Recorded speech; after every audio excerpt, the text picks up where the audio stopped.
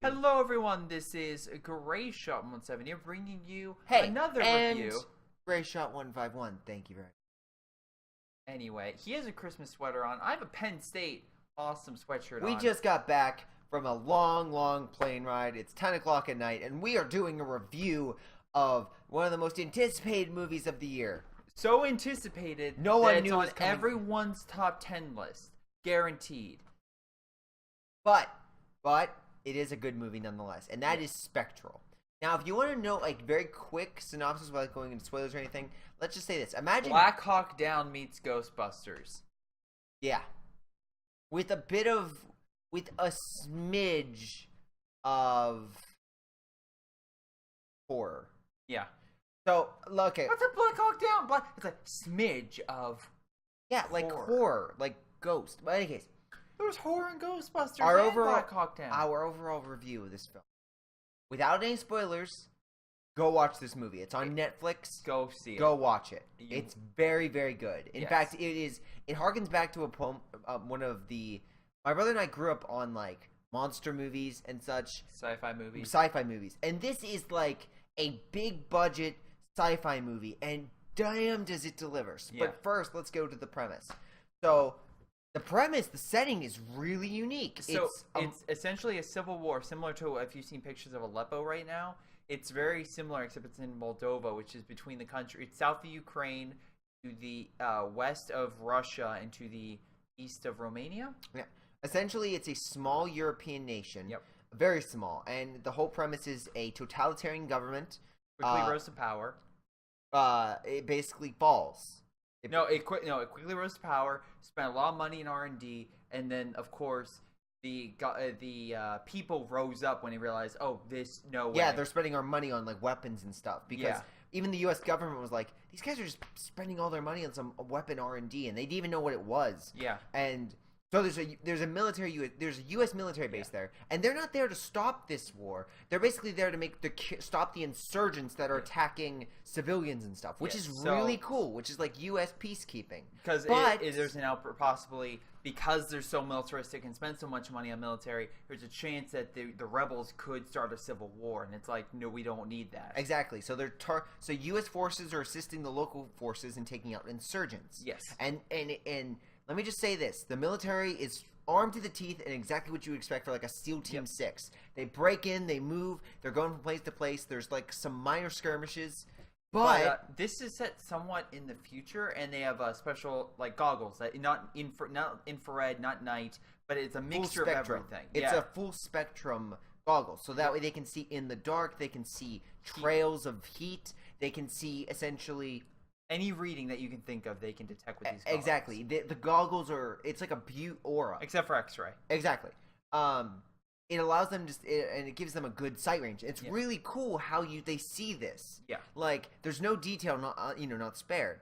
And we should also note there are other additions to the military has. For instance, the military base has mechanical loaders, which if you ever played like Call of Duty, if you can imagine the four-legged mechanical like dog thing. Not dogs, but almost like lifters. Yes. Those are in this movie as well. So it's it's like 10 years in the future. But in any case, the first incident happens when basically a soldier dies. Yeah. But he doesn't die of gunshot. He doesn't die of anything. In fact, the spectral goggles record they're basically also tied into the soldier's feed. Yeah. So what they see is like static. They see static, and then he dies. Yes. And then they see the static again, and then that's it. But the thing is, they don't know what it is, and they contact the person that made the goggles. Again, I love this angle because it's like, that's exactly what someone would do. It's like after multiple times, it's like, we think there's an issue with these goggles, or this could be a serious military threat. This is the first guy who's died. Let's get the guy in to see what possibly it is. Exactly, and the guy has a great. So they contact this guy. I don't know his name. Yeah, the problem with this movie, you don't really know the names, but you know the people, and these characters are good. For instance, the inventor, he has a really good line when the general of this military base of like hundreds of soldiers comes in and asks him to look over the footage. The guy, and there's also a woman from the CIA who mentions that they spend a lot of weapon and R&D in this country. He makes a note. He's looking. He's like, what do you two think it is? And the one says, well, I think it's interference. And the CIA is like, well, I think because it killed our men. I think it's advanced cloaking. She's like, I think it's advanced cloaking. And the guy's like, what do the locals think? Because apparently this soldier was the first soldier to die, but there were other people that have died. By the way they describe the people dying is they're frozen on the inside and burned on the outside, which immediately for me thinks a massive exertion of energy. Like all the energy within your body is just exerted and absorbed into something else. That's immediately what I thought of, because like a thermal exchange. So they're thinking. Are we in review? Are we spoiler part now? Yeah, okay. All right. So go see this movie. Highly recommend it. It's probably one of our favorite unexpected surprises of the year. Going forward, this is more spoiler territory. Go on. Okay. In any case, the guy's like, well, what do the locals think? They think it's these ghosts of war. Ostrix. Ostux. Yes. Something. And the guy's like, they're all biased. And they're like, what? It's like, you see the enemy anytime you watch this. They see ghosts anytime you watch it. And you see static. Everyone has a bias. I need to see this in real life. Like, he looks at the static, like, I can't make heads or tails of this. Yeah, again, there are some pretty decent lines in there. It's like, yeah. Wow, all right. It's like, the guy's like, what do you want from me? Like, I don't know what this thing is either. I need to see what it does in real life. And basically the film progresses from that point in figuring out what the interference is. Yeah, and there's when, again, they get deployed to figure out what, because a sighting of this disturbance occurred with a couple guys fighting insurrectionists and or rebels, whatever, and they spotted one. So they get deployed to the area in which there's fighting, and it quickly becomes a much bigger ordeal. Actually, the director of this is actually stated when he made this film, he took inspiration from Aliens. Basically, you're right. It does take, because there's a moment where the shit hits the fan and there's nothing that they can do. It's very much Aliens, where they basically these things. We won't spoil what they are. Yeah. But damn, are they original? Yeah. Like. They are. They are really original. Like in the fact that, do you mind if I go over the powers? Yeah, you go They over. basically, okay, they can only be seen with these spectral goggles. They are invisible to the naked eye. They do emit noise, but you can't tell where they're coming from. Yep. They can go through walls. They can go through most things. Bullets don't affect them. Explosives barely affect them. Let me explain this. The explosion itself does the heat and the shrapnel does not do anything. The shockwave does something. That's it. Yeah. And these soldiers, there are probably like 50 soldiers that charge into a building. Yeah. And not one of them can do anything about it. It's very much and when I mention this story, there's bits of horror. That was so good, because you just see men. You don't even see what's coming at them. You just see men drop. That's it. You just see men die, and it feels hopeless. These men are with the most powerful, well-trained operatives. Yeah. And if there was a monster cutting through them, we've seen that before. Yep. But it's haunting. Yeah. Haunting to see just men dying, see other men watching them, and seeing the reactions on their face. There's a guy who they find who's basically stunned. He's like, I don't know. Like, he's literally petrified because he knows there's nothing he can do against these. And it's great. It's probably one of the best moments of the movie. I will say that. Yeah. The amazing part about that is it's like, oh, let's just escape it by jumping out the window and propelling it down. It chases them down the window. It runs down the wall at them, and I'm just like, good job. Because the guy's like, well, here, I need a camera to see it. And they do it, and they fire everything they have, and nothing works. The guy's like, while they're on the run, the guy quickly changes. This short time later, the guy's like, what I can do is I'll change this into a spotlight. That way you guys can see it. We know it's coming. Yep. And it'll basically highlight the enemy. Yeah. And it's like a Company Heroes 2 infrared searchlight, if you know. Exactly, but the enemy stays lit after it's hit. Yeah, for a very short period of time. But let me just say this also. you don't see this thing run. You don't see these things run. There are more than one thing. Yes. And you don't see them run when they're invisible. But dear God, the way they run when you see them is, again, petrifying because they're not human. Like, these, again, not spoiling what they are, these things run like, again, like a spirit. Like, they literally go through walls. They emit a voice. They literally just, they run through their enemies because they know they can just kill them by touching anything. It's great. Yes, it is. And one of the... It is, again... A lot of movies, it's hard to be scared or to have tension building, but with an enemy you can't see, you can't kill, you can barely keep an eye on with the limited equipment you have. And they find ways to like combat these things. Hi, Callie. They find ways to combat these things, but even then, like they find ways to slow them down. They don't find a way to kill them at all. In fact, there's a moment where. The best moment of this movie, one of the best, I would say the most badass moment is one of these specters fighting a tank, and it is jaw-dropping. A specter is about the size of a human, a normal-sized human. So that thing fighting a giant tank, and it is amazing. You're probably asking yourself, how does that even make a fight? Well, these things, holy God, I'm giving this right now. Whoever was on visual effects for this movie, fucking grand. And again, it comes out of nowhere, and it's just like, the shock of the soldiers watching this and trying to help the tank as it's fighting one Spectre is amazing. And the other note is, as the film progresses, the hints early on make sense. Yes. It leads somewhere.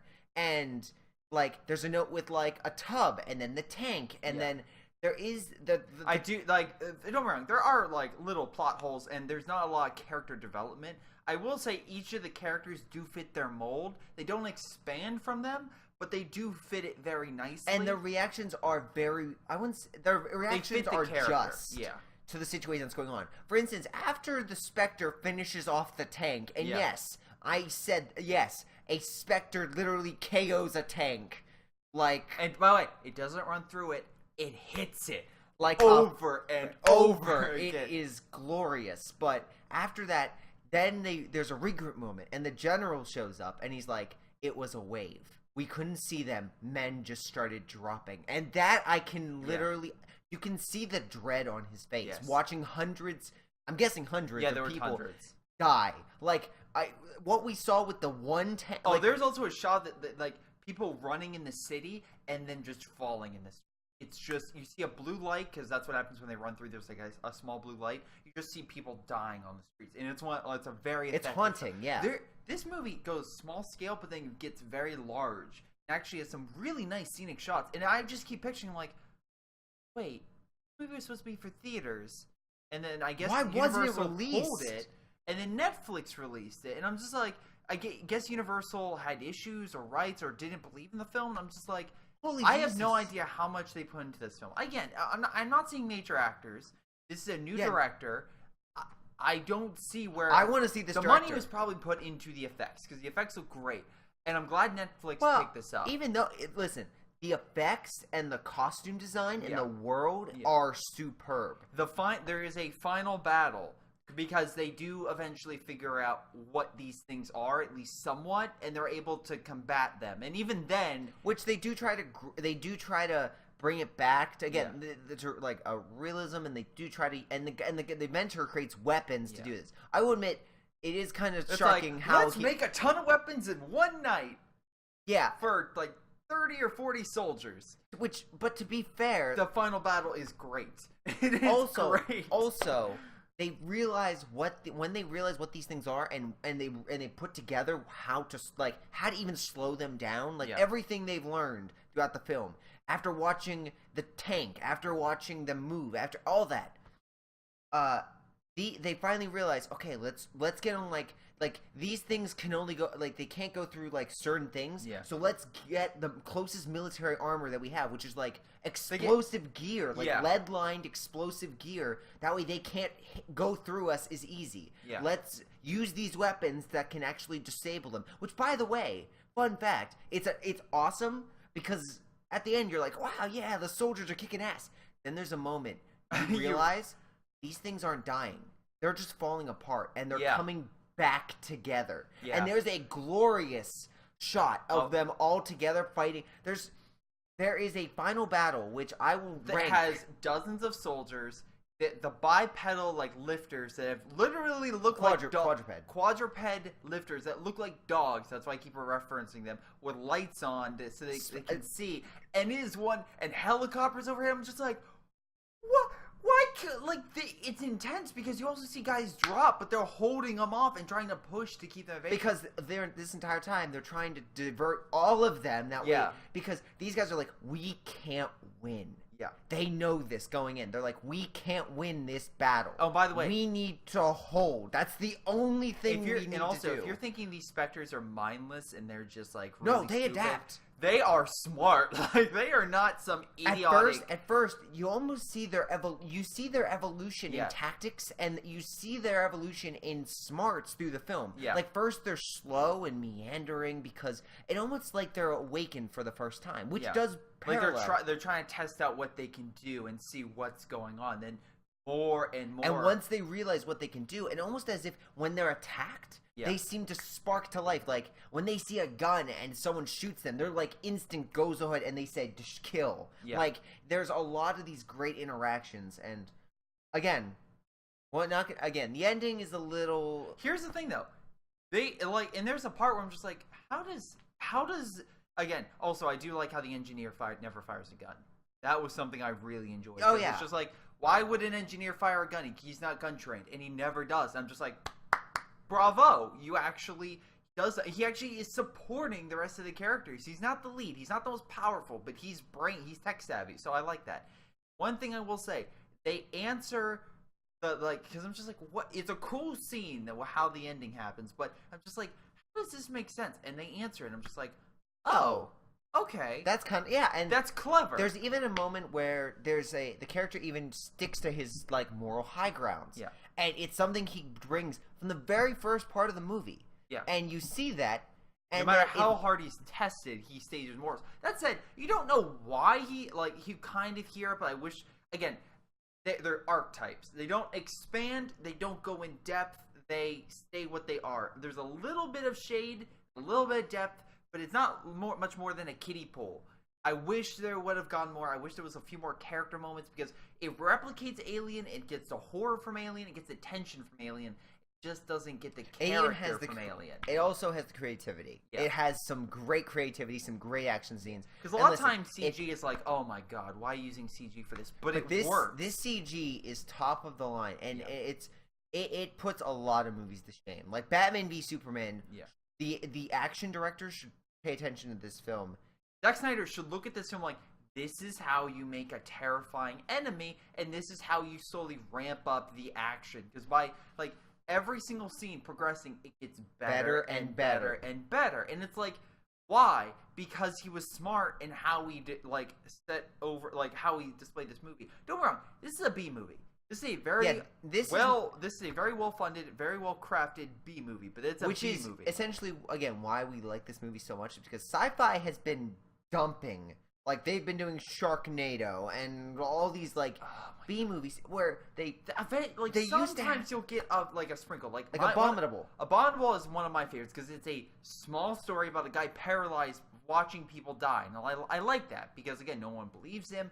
There's a lot of physical and mental issues. It's very well done for a very small budget. Then you have other movies like, I don't know, Dino Croc or something. It's like, god damn it, why? Yeah, it's like, if you put the time into creating a unique premise, a unique plot, and just give a little bit of money, is off in droves. This is a fun... I hope it... Again, it's highly reviewed on... It's really well reviewed on Netflix, and I hope it gets enough views for a sequel. And even if it ends... doesn't need to have a sequel. I just hope they have another interesting premise, or the director goes on to do something better. Yeah, because he deserves it. He really does. And again, if you guys want a fun B movie on Netflix, go check it out. Yep. We cannot give it a higher recommendation. We can't, because it literally is what we've been wanting for a long time, which is a great B movie, good action sequences, solid characters, not exceptional, not bad. They're just good. Yes. And it's good, acceptable characters in an amazing fighting, an amazing, enemy. cool, never before done enemy that puts Ghostbusters to goddamn shame. Yeah, if Ghostbusters would have had the enemies that were in this film, it might have saved the movie. But this is how you do ghosts. Yes, and they're not even. And again, I'm sorry, I won't spoil what they are, but it is very creative and very cool. You can easily change the ending to fit whatever movie you want. If you want to be more sci-fi, if you want to be more alien, if you want to be more machine, if you want to be ghost, whatever you wanted, just have this type of enemy, and you can do it. It would be perfect. Yeah. Again, it's just so creative, so good. We can't recommend it enough. So, I'm Greyshot151. And I'm Greyshot17. And we will see you next time where we're going over Rogue One. See you next time, guys. See ya.